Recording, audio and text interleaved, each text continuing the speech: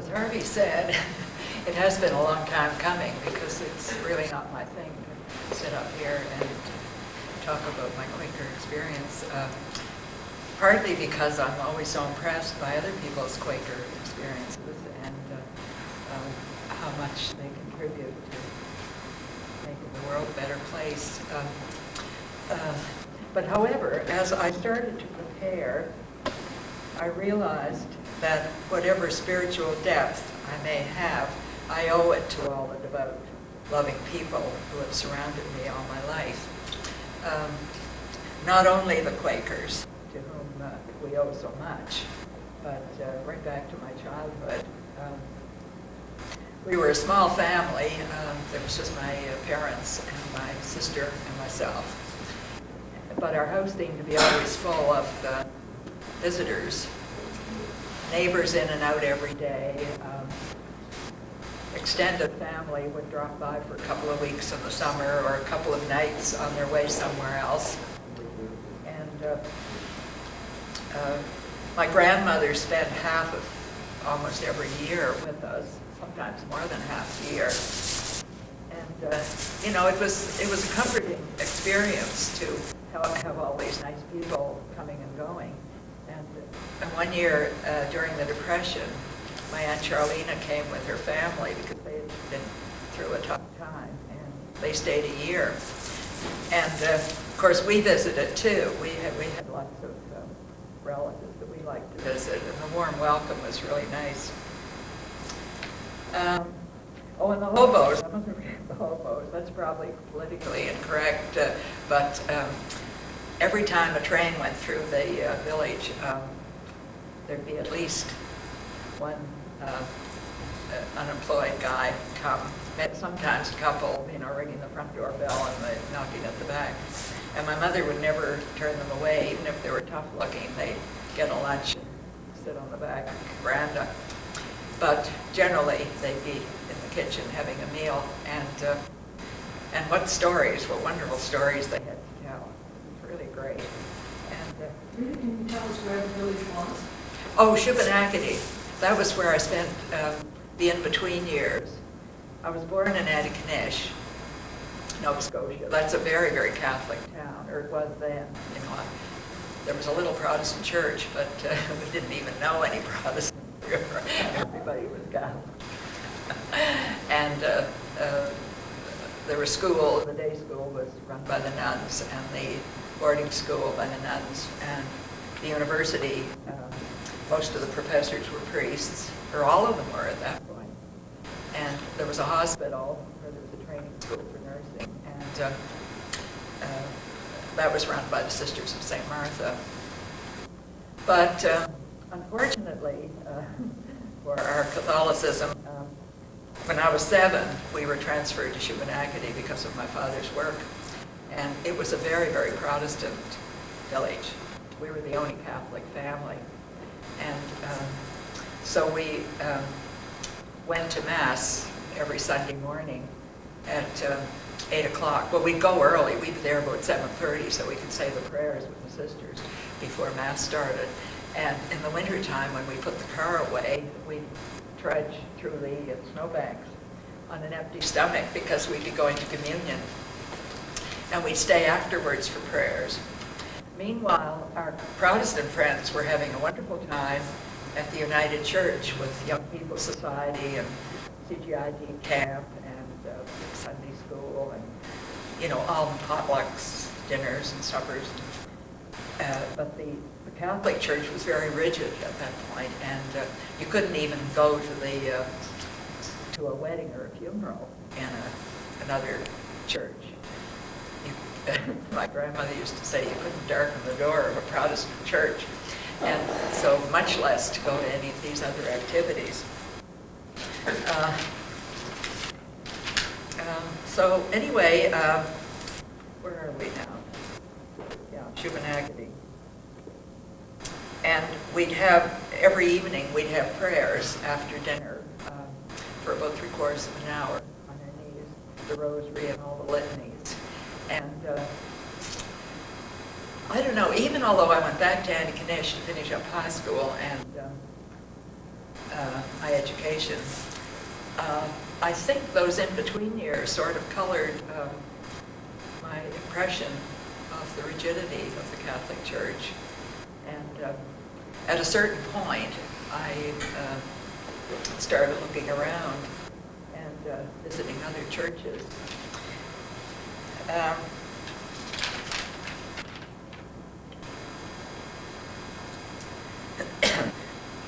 So anyway, more about that later. My career, back in Antigonish, I finished off high school and took a BSc degree in nursing. And then I joined the Army as an Army nurse. And I was overseas in England and Italy with the Nova Scotia Hospital unit. It was scary for us going across. We crossed the Atlantic on Queen Elizabeth, and there was no convoy. And most of us had never been out of Nova Scotia before that. And, we were aware of the danger. But once we got there safely, we kind of settled into our stride. And our hospital in England was set up in Horsham. It's quite close to London. I think it's about 20 miles, I'm not sure. But anyway, we could, even when we weren't allowed to go further than a certain radius from the hospital because of emergencies, we could still go to London. So the people were wonderful to us, the British people. Our bulletin boards were full of invitations for, a weekend visit or a week's leave, or and then the people around, and they'd use their precious petrol to show us the site. And it would go, we had lots of nice visits to Scotland and different parts of England. And the people in the neighborhood, in the little town of Horsham, were awfully good to us. We all had certain families that kind of befriended us and that took us in. We get to know them as we were cycling around or walking. There was one family had a gorgeous garden. I'd never seen rhododendrons grow all over the bushes, and camellias and all that sort of thing. And this gorgeous garden, we were free to go and stroll or sit or, just make it our own. And also, there were other families where, tea time was a certain time, like 3 o'clock, and you just rang the doorbell and arrived, and got a warm welcome. And from time to time, they'd be able to scrounge something that wasn't on rations and make a special dinner, like a stuffed heart on a silver platter, and semolina pudding, which is really cream of wheat to me, with a little dab of jam, in a big crystal bowl. And, it was really high living for us from the backlands of Nova Scotia. So anyway, we were really impressed by the British people, and not only that, but their cheerfulness amid the hardship and the disasters. And deep down in the subways, as we'd be waiting for a train, people would be living there, month after month, in a cot and a little, I suppose, a primus stove to make a cup of tea on, and a few little possessions. And they were so full of humor and cheerfulness. It would really, really make you tearful. One family turned over their luxurious country estate to the Canadian nursing sisters for the whole duration of the war. It was available to us for restful holidays, and nothing. Their staff was there, and nothing was spared. And the family just lived in a little cottage in the grounds, and things like that. They're fabulous people.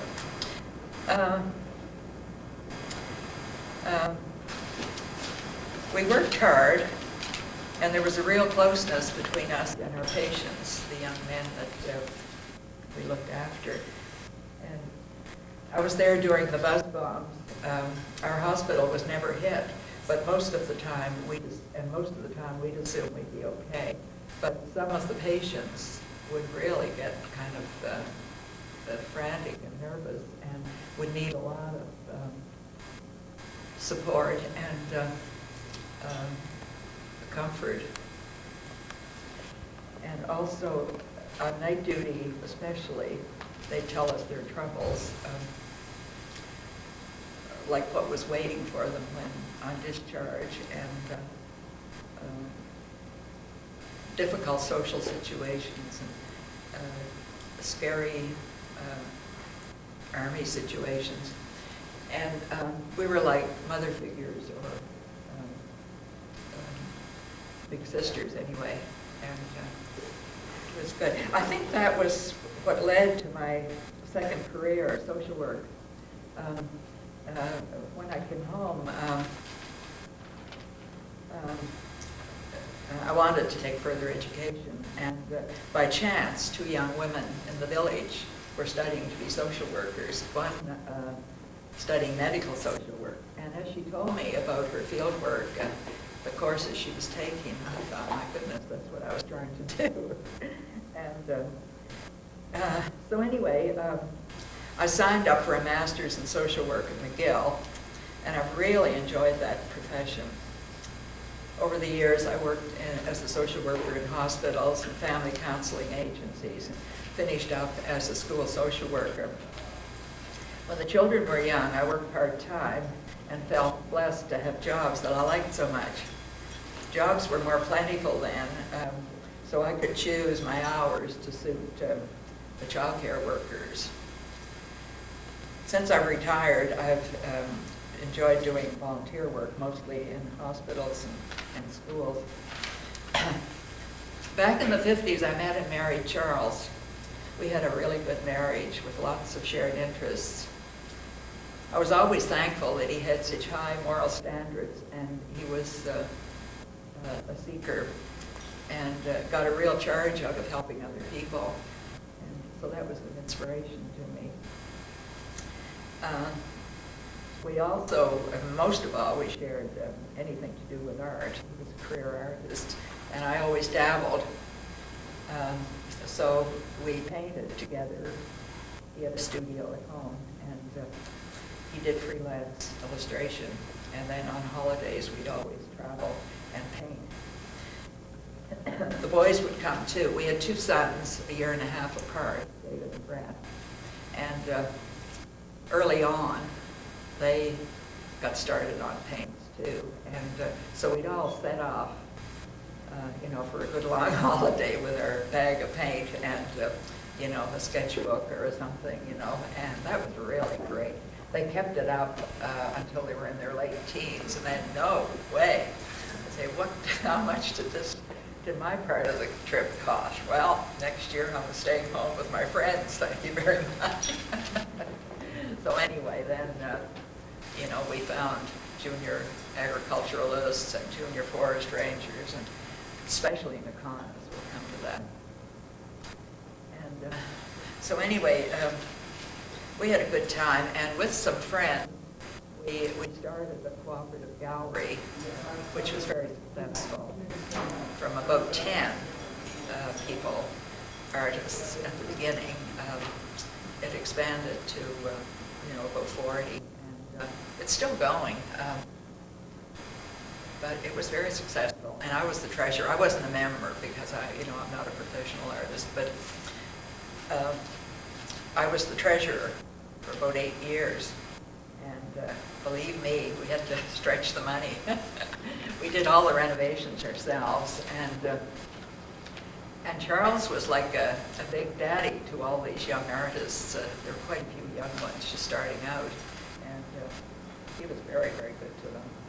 Buy their paintings and have long talks with them and make contacts for them to get work and stuff. So anyway, we traveled a lot, painting all over the world. Our favorite place was Greece, and for years we went every year for 2 or 3 months, and one day rolled into the next. But Charles died in '95, active and deeply involved till the end. And it's quite a different life for me. People were very, very helpful during that period. I looked after him at home and really appreciated the help people gave me. John Sparley was one, I see him there. and the neighbors, you know, they'd be in and out all day. And the night he died, there were about 6 or 7 in the kitchen that had been there all afternoon and evening. And they stayed, you know, most of the night and wrote the obituary and made the phone call. I really, people have been very, very meaningful to me in my life. And I see God's work in the people I've known. And I try to be helpful myself when the opportunity presents itself. Because during that experience, I could see how important it was for people to just appear, not to ask for anything special, just to be there for you. And so it was a lesson to me. You know, it sort of emphasized what I already may have guessed. Anyway, I'm happy to say that I still travel and paint, but with friends. And each winter, I try to get away for a couple of months, and that's great. And occasionally, Brett, my son Brett, will join us for a couple of weeks. David hasn't, because, you know, he's got the children.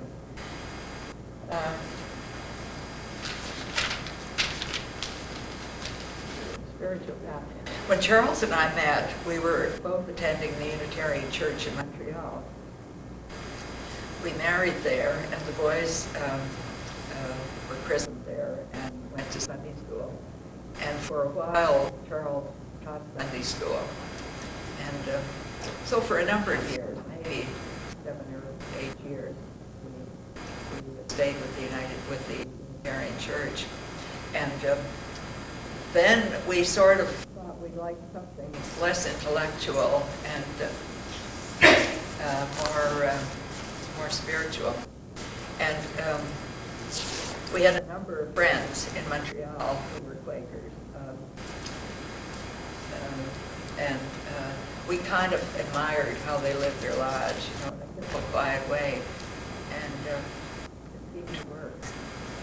We had never attended a meeting there, but we went to a few fringe activities. And Mark and Reg were friends of ours from the way back, you know, long before they moved to Toronto. And anyway, the first Sunday we were in Toronto, we came along with our new neighbors, the Barclays, to meeting for worship, Lila and Tony. And there was no looking back. This was it. You know, we were very impressed with the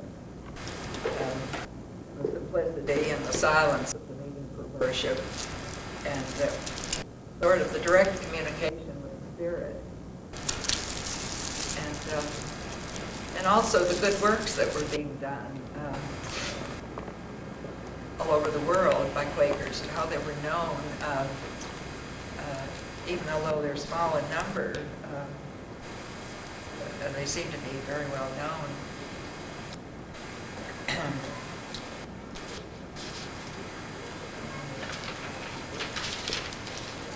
We attended regularly, and a couple of years later we became members.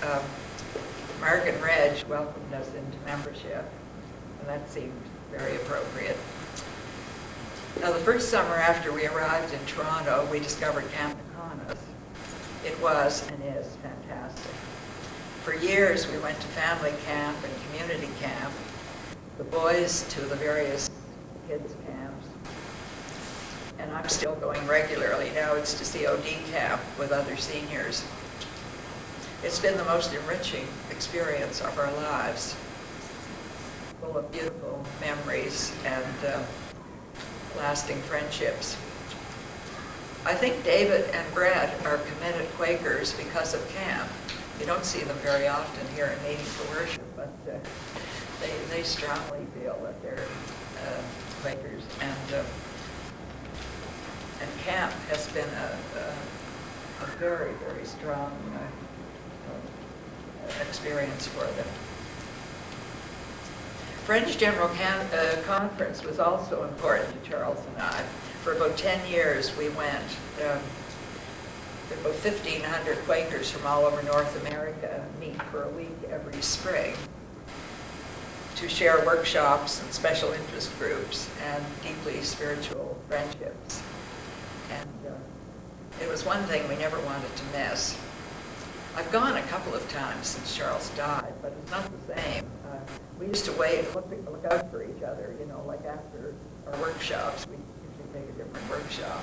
I'd, look out for him, and we'd meet for lunch and stuff, because it's a bit unnerving to go into this dining room with, probably close to 1,000 or 1,500 people, depending on the layout, and try and find people that you know, so you don't have to start, where are you from?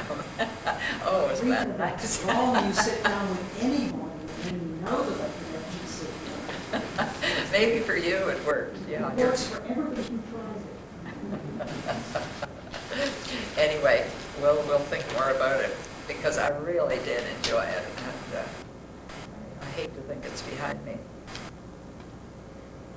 So for Toronto Monthly Meeting, I've been on many different committees, House and Premises, Finance, M&C, Hospitality, Personnel, Nominating, and then I was on the Camp Committee for many years. But I don't really feel that committee work is my forte.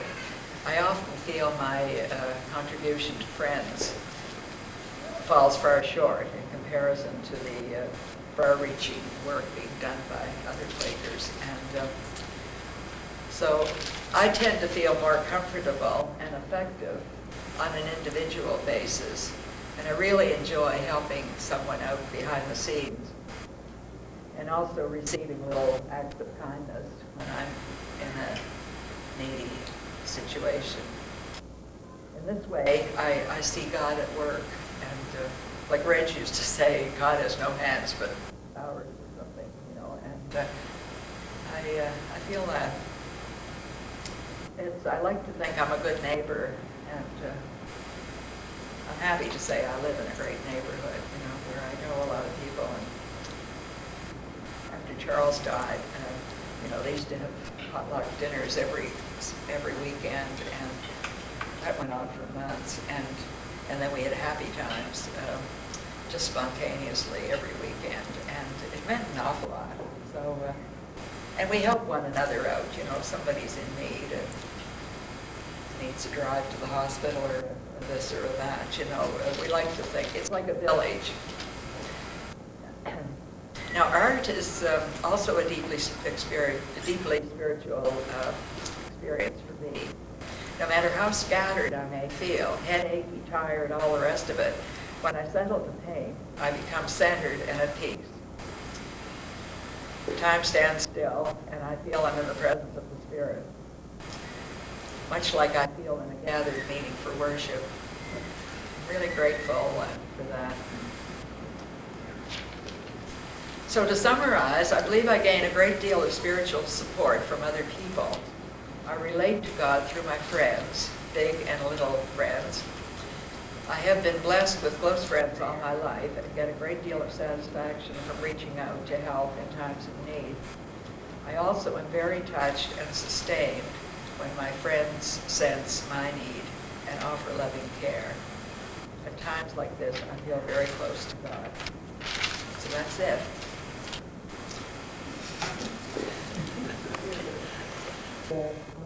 Development of your boys and you've got at Camp Nicotis. And the reason I'm saying that is that you've got quite a few people here from across Canada who don't know about camp, which is the Quaker summer camp, or that it is not just for children, but there's an opportunity for adults and young people and so on. But it's a great institution. It's been there for a long, long time, and like how many years? Is it 80 years or? 1930. 1930, yeah. And over the years, it's been mostly voluntary help, like Earl Jones cooked for 60 people for 20 years or something. And there's no end to the, the giving that people, give. Gerda goes and does all sorts of things. And, people like Trevor Spur spend their summer holidays up there, running a camp, working hard. And Jim Adams said, there's so many people that have built the camp, built buildings, repaired, took a lot of responsibility for program. And, there's a meeting for worship every day, and a sort of readings after breakfast that are, spontaneously offered by various people that are very inspiring, and discussion groups. And you just feel like you've known these people all your life, and you meet on the same level. Who wants to add to that? It's just a unique experience, and it's available. It goes all summer, and there's like community camp for 10 days, and that's maybe some families, some individuals, some couples, some children, older teenagers, and then there's family camp for prayer, rather than the repetitious prayers that I remember. I'm sure it's changing now, but there was a time when I thought, when I was going to boarding school, I thought, wouldn't it be nice to be a nun? Because several of my friends went to be nuns, and the wrong nun asked me. Most of them were very sweet, and like young girls, and were so joyful when we were getting dressed up to go out or anything. They were really, you could really relate to them, but some of them were quite rigid. And the wrong one asked me, Rita, did you ever think you'd like to be a nun? I said, no way.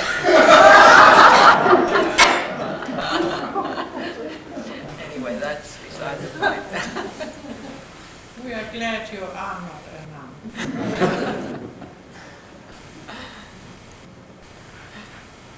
So,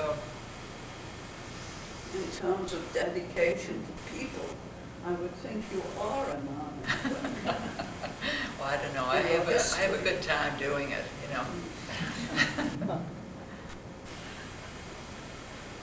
Charles used to say I'd be happy in hell. I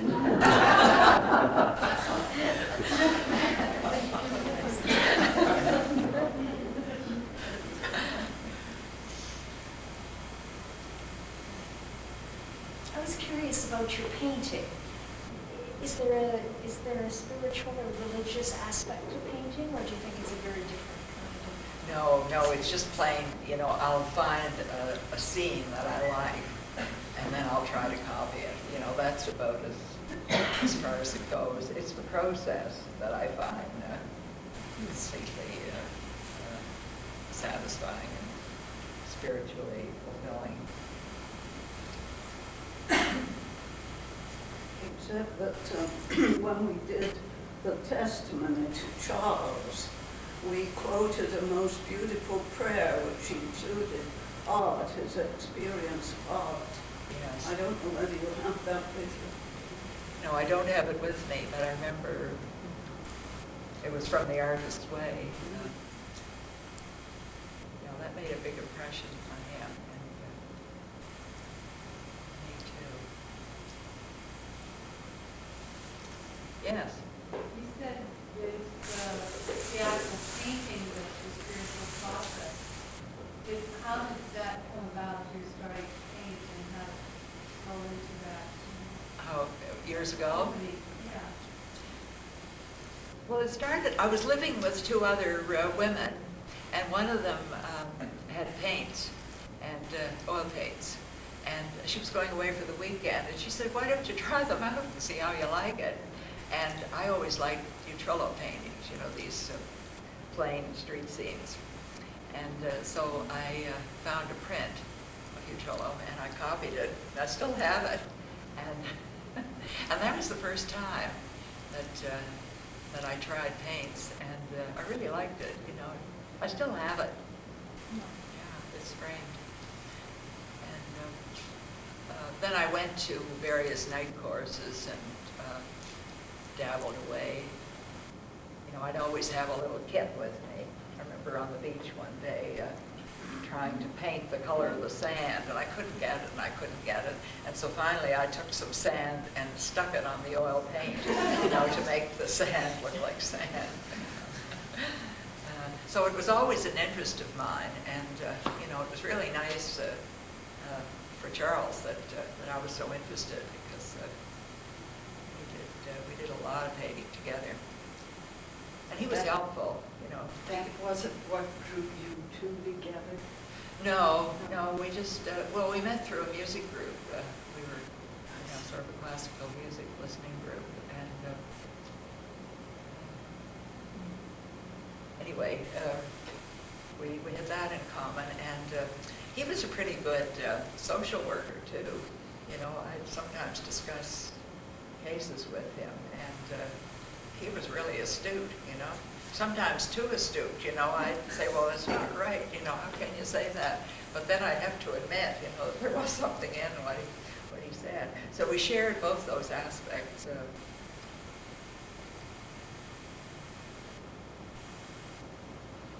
I was grateful.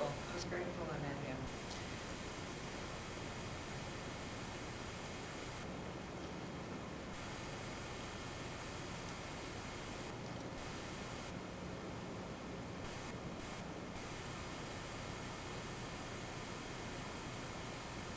Probably said too many things that I shouldn't have said, but Never enough. they're all on tape. Was it the big Unitarian church in In Montreal. that you went to? Yes, Oh, sure. yes. It was since burned down. Yes, I know, the almost said flood. Why?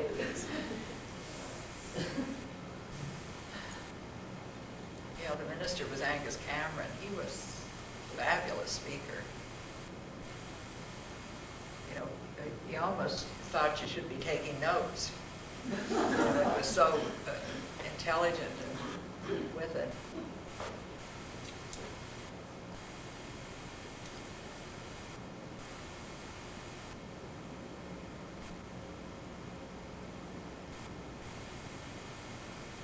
Any other questions or comments?